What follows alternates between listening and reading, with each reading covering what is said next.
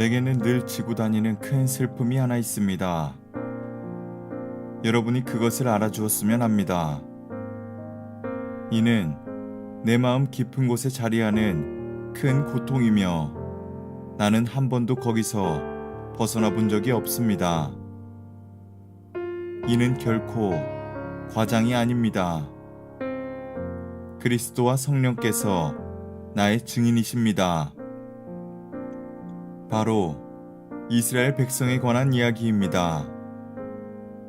내가 메시아께 저주를 받더라도 그들이 그분께 복을 받을 수 있는 길이 있다면 나는 조금도 주저하지 않고 그렇게 하겠습니다. 그들은 내 동족입니다. 우리는 더불어 자랐습니다. 그들에게는 없는 것이 없었습니다. 동족, 영광, 언약, 계시, 약속들. 더욱이 그들은 메시아이신 그리스도께서 태어난 민족이기도 합니다. 그리스도는 모든 것을 다스리는 하나님이시며 영원히 그러하십니다. 하나님께서 뭔가 일을 제대로 못하신 것이 아니냐는 생각은 잠시라도 품지 마십시오. 문제의 발단은 많이 거슬러 올라갑니다. 혈통에 따른 이스라엘 사람이라고 해서 처음부터 다 영에 따른 이스라엘 사람인 것은 아니었습니다. 이스라엘 사람이라는 정체성을 부여해 준 것은 아브라함의 정자가 아니라 하나님의 약속이었습니다.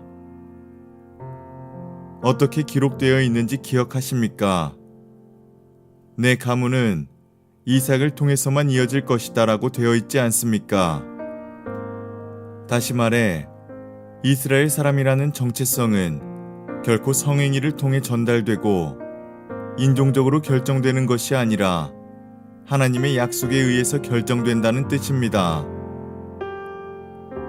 무슨 약속인지 기억하십니까? 내년 이맘때쯤 내가 다시 올 때에는 사라에게 아들이 있을 것이다 라는 말씀이었습니다. 그때만 그랬던 것이 아닙니다. 리브가에게도 약속이 주어졌는데 출생의 순서보다 우선하는 약속이었습니다.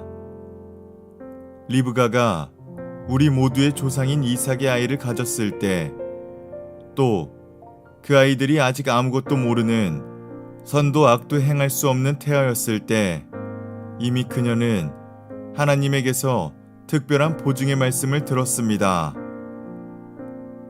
이처럼 하나님께서 하신 일들을 살펴볼 때 우리가 분명히 알게 되는 것이 있습니다. 그분의 목적은 우리가 무엇을 하고 안 하고에 달려있지 않습니다. 그것은 이루어질 수도 있고 안 이루어질 수도 있는 그런 것이 아니라 그분의 결정에 의해 결정되고 그분의 주도로 확정된 확실한 무엇입니다.